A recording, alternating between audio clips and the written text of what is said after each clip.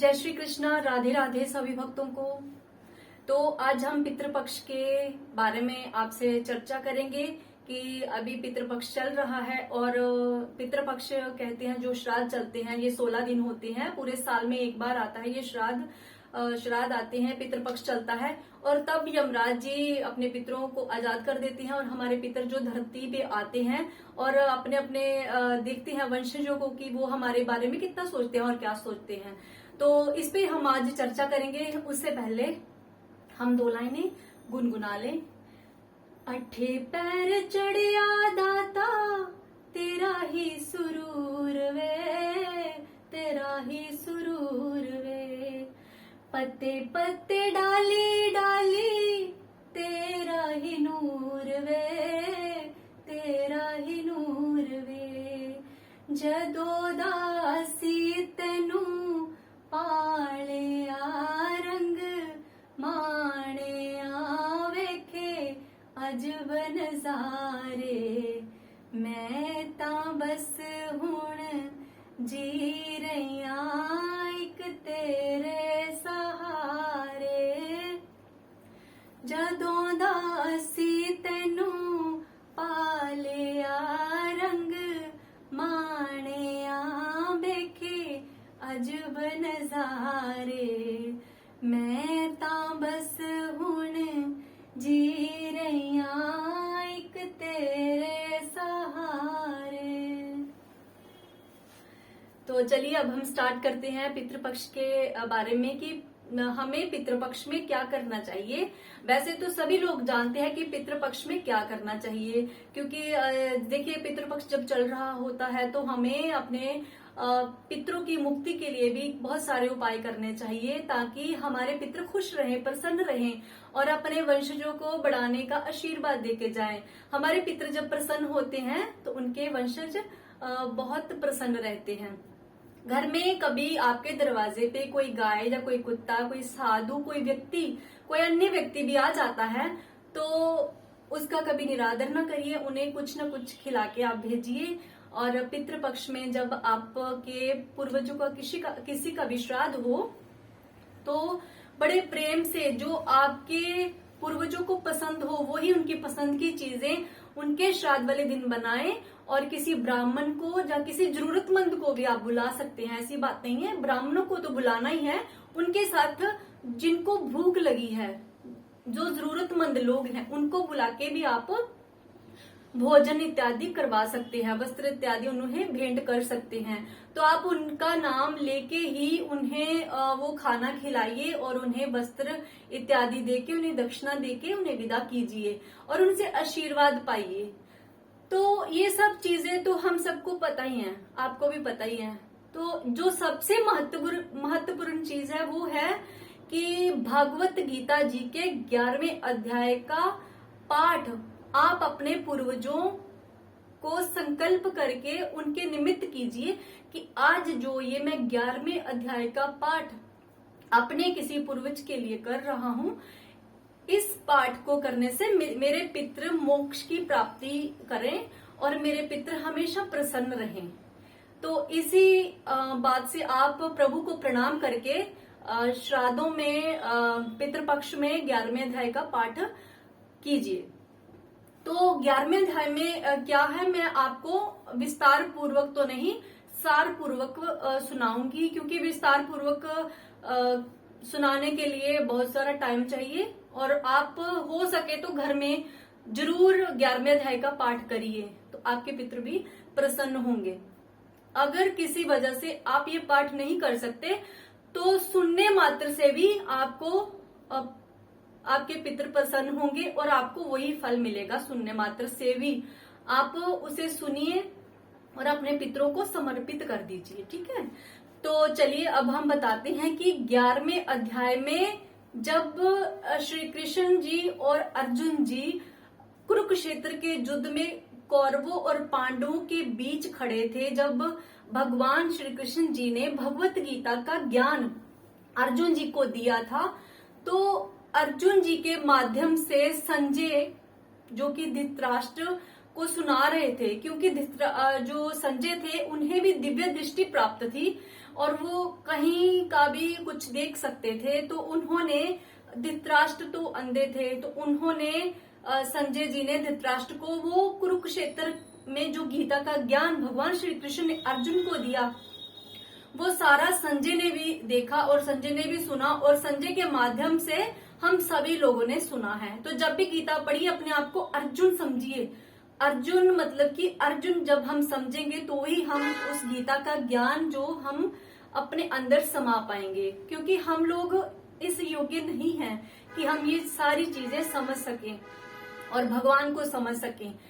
तो देखिए, जब भगवान श्री कृष्ण जी और अर्जुन जी के बीच में वार्ता चल रही थी, पहले उससे पहले जो अध्याय हुए हैं उनमें देखिए अर्जुन के हाथ से गांडीव छूट गया था और वो सारे अपने सगे संबंधियों को अपना समझते थे, और वो ये कृष्ण जी को कहने लगे कि ये सारे मेरे अपने, मैं इन पे कैसे बाण चलाऊं, कैसे इनकी गोद में मैं खेला हूँ, ये सारे मेरे अपने हैं, मेरे गुरु द्रोणाचार्य, मेरे पितामह जी है ना, गंगा पुत्र भीष्म जी, और ये दुर्योधन, ये सारे मेरे भाई तो हैं, ये कर्ण, ये सारे मेरे भाई तो हैं, तो मैं इनका वध कैसे कर सकता हूँ। तो भगवान ने उन्हें सच बात बताते हुए सारा 11वें अध्याय में बताया है। तो आप ध्यानपूर्वक सुनिए और अपने पितरों को समर्पित कीजिए। तो जब भगवान की बातों से अर्जुन का मोह दूर होने लगा, अर्जुन को समझ आने लगी कि भगवान ने ये जो लीला रची है, ये जो सारी सृष्टि रची है, मतलब मैं उसके माध्यम से कुछ ऐसा नहीं कर सकता, जो भगवान को ठीक लगता है भगवान वही करते हैं। तो भगवान ने हमें बताया है कि हम लोग कुछ नहीं कर सकते, जो करते हैं भगवान ही करते हैं, बस वो किसी को माध्यम बनाते हैं। तो इसीलिए अर्जुन जी को समझ आ गई, उनका मोह धीरे धीरे दूर होने लगा। फिर उन्होंने भगवान से ये कहा कि प्रभु आपकी कृपा से अभी मेरा मोह दूर हो रहा है, मैं अपनी स्थिति में आ रहा हूँ, और अगर आप मुझे योग्य समझते हो तो अब आप मुझे अपना विराट रूप दिखाइए। तो भगवान श्री कृष्ण ने हंसते हुए कहा कि अर्जुन, ये जो मेरा विराट रूप है ये बहुत ही दुर्लभ है, और ये आज तक देवी देवताओं को भी मैंने नहीं दिखाया है, ये बहुत दुर्लभ है, और मैं उससे पहले मैंने आज तक ये अपना रूप किसी को नहीं दिखाया जो मैं आज तुम्हें दिखा रहा हूँ। तो अर्जुन जी ने जब देखा कि भगवान ने अपना विराट रूप धारण किया है, तो उनके अनेकानेक मुख, अनेकानेक हाथ और ढेरों आंखें, अनेक आंखें थी। लेकिन उससे पहले क्या था कि भगवान ने अर्जुन को अपनी दिव्य दृष्टि प्रदान की, क्योंकि अर्जुन के पास वो दृष्टि नहीं थी जिससे वो भगवान के इस विराट रूप के दर्शन कर पाते। तो भगवान ने उन्हें अपनी दिव्य दृष्टि प्रदान की, और जब भगवान अपना रूप प्रकट किया, जब अपना रूप अर्जुन के सामने प्रकट किया, तो अर्जुन को ऐसा लगा कि जैसे धरती पर हजारों सूरज एक साथ इकट्ठे आ गए हों। तो आप देखिए कि एक सूरज की तरफ हम देख नहीं सकते, तो जब हजारों सूरज एक साथ धराधाम पे आ जाए तो हम उन्हें कैसे देख सकते हैं, उनके सामने तो हमारी आंखें भी खुल नहीं सकती। तो इसीलिए भगवान ने अर्जुन को एक दिव्य दृष्टि प्रदान की, जिससे वो अर्जुन जी भगवान श्री कृष्ण के इस रूप को देख सके। भगवान श्री कृष्ण का रूप देख के अर्जुन थोड़े भयभीत हो गए। भयभीत हुए अर्जुन को देख के संजय भी भयभीत होने लगे, और संजय ने सारी ये वार्ता अपने धृतराष्ट्र जो इनको सुना रहे थे, धृतराष्ट्र जी को सुनाई। उनके माध्यम से, संजय के माध्यम से ही हम सबने गीता का ज्ञान सुना, क्योंकि एक के बाद एक को सुनाई, तो वो चीजें सारी जो हमारे प्रभु ने कही वो सारी चीजें हमने सुनी।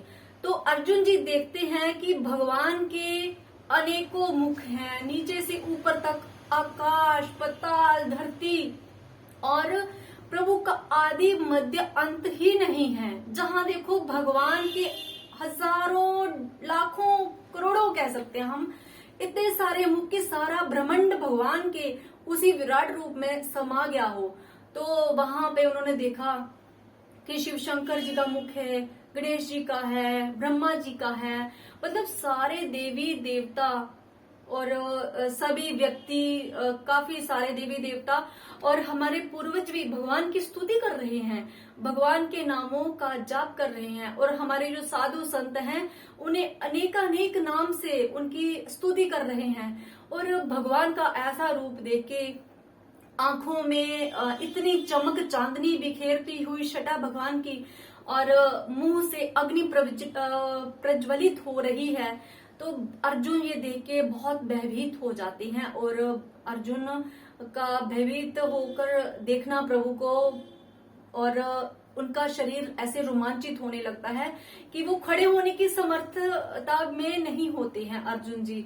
और वो देखते हैं अपने आप को और श्री कृष्ण जी को वो देखते हैं कि वो भी उनके अंदर ही उन्हें दिखाई दे रहा है। सारा ब्रह्मांड, नदियां, तालाब, सूर्य, ये पेड़ पौधे, सारा उनका गोकुल, ये जो हस्तिनापुर, ये गोकुल, वृंदावन, ये सारी चीजें, पूरा ब्रह्मांड ही अपने प्रभु के शरीर में वो देखते हैं। और वो देखते हैं कि जिस प्रकार नदियां समुद्र में जाने के लिए बेताब होती हैं, उसी प्रकार व्यक्ति भागते भागते भागते भागते प्रभु के मुख में जा रहे हैं।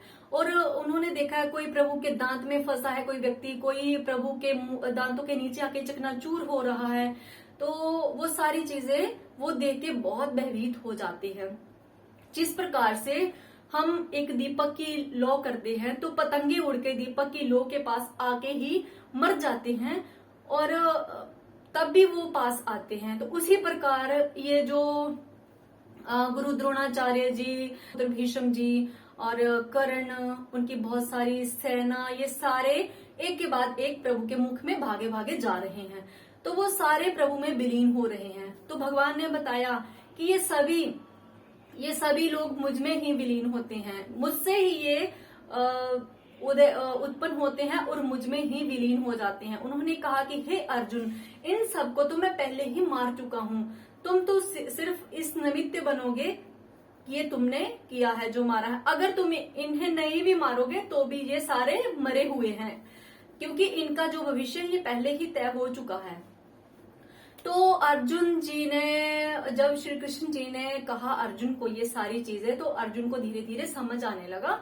तो श्री कृष्ण भगवान जी उन्हें कहते हैं अर्जुन जी को कि सिर्फ इस युद्ध भूमि में 5 पांडव, तुम्हारे समेत 5 पांडव बचेंगे, बाकी तुम्हारी तरफ से लड़ रही सेना और उनकी तरफ से लड़ रही सेना और कौरवों का पूरी तरह नाश हो जाएगा, सारी सेनाएं मर जाएंगी, सिर्फ तुम 5 पांडव बचोगे, क्योंकि वो धर्मी थे, धर्मी लोग ही बचे। तो हमारे प्रभु श्री कृष्ण जी ने उन्हें ऐसा ज्ञान दिया। तो मतलब वो सारी चीजें उन्होंने देखी कि प्रभु का कैसे विराट रूप है, और वो बहुत भयभीत हो गए। तो फिर उन्होंने प्रार्थना की कि हे प्रभु, मैं आपके इस रूप को नहीं देख पा रहा हूँ, कृपया करके आप मुझे अपना अब चतुर्भुज रूप बताइए। तो प्रभु ने अर्जुन की ऐसी स्तुति देख के प्रभु ने उन्हें अपना चतुर्भुज रूप बताया। जब प्रभु अपने चतुर्भुज रूप में प्रकट हुए तो प्रभु के चतुर्भुज 4 हाथ, शंख चक्र गदा हाथ में धारण किए हुए, चेहरे में लालिमा, मुस्कुराते हुए प्रभु जब उनके सामने आए तो प्रभु को देख के बहुत प्रसन्न हुए।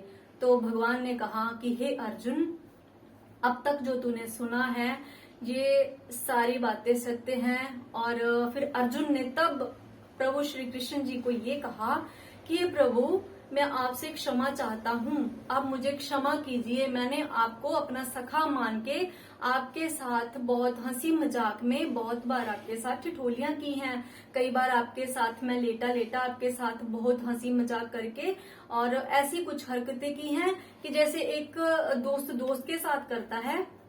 तो मुझे अब पता चल गया है कि आप ही परम पिता परमेश्वर हो और आप ही इस सारे जगत के पालनहार हो। आप में ही सारी सृष्टि समाई है, आपसे ही शुरू होती है और आप से ही अंत होती है।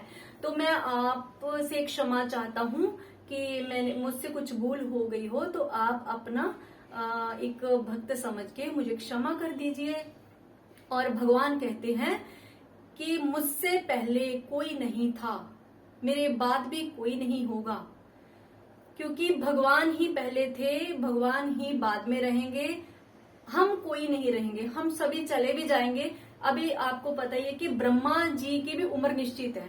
ब्रह्मा जी का ये एक अलग टॉपिक है, इस पे भी हम कभी चर्चा करेंगे। लेकिन इस दुनिया में सिर्फ अमर कौन है? हमारे प्रभु, क्योंकि हमारे प्रभु से ही, हमारे प्रभु श्री कृष्ण जी से ही सारी ये सृष्टि उत्पन्न हुई है। किसी को भगवान ने उम्र दी है, किसी को द्वापर युग की और त्रेता युग के लिए उम्र दी है, किसी को कल युग के लिए उम्र दी है। मतलब ये सभी देवते देवी देवते जो है ये सारे ही नश्वर हैं, क्योंकि हर कोई नश्वर है। इनको कुछ समय के बाद फिर से जन्म अवतार लेना पड़ता है। जैसे ब्रह्मा जी हैं, ब्रह्मा जी को सृष्टि रचयिता हैं और सृष्टि रचना के लिए इन्हें फिर से नया जन्म लेना पड़ता है। तो ऐसे कई ब्रह्मा जी के जन्म हो चुके हैं। तो हमें तो फिलहाल बात कर रही हैं अपने पूर्वजों के मोक्ष के लिए। तो ये 11वें अध्याय का सार मैंने आपको जो सुनाया है, आप अपने पूर्वजों के नाम का संकल्प करके ये सार अपने पूर्वजों के नाम से सुनिए और सुनाइए और पढ़िए, ताकि हमारे पूर्वजों का उद्धार हो सके। और मैं भगवान को साक्षी मान के ये कहना चाहती हूँ कि इस 11वें अध्याय का सार सुनाने में मुझसे कुछ गलती हो गई हो तो मैं दोनों हाथ जोड़ के क्षमा चाहती हूँ। तो आप भी जब पढ़िए तो आप भी ऐसे ही कहिए। तो राधे राधे, जय श्री कृष्णा। सभी भक्तों को अपने पूर्वजों का करिए सम्मान और उनका करिए उद्धार, मोक्ष प्राप्ति के लिए 11वें अध्याय का पाठ सुनिए, सुनाइए और करिए। जय श्री कृष्णा, राधे राधे।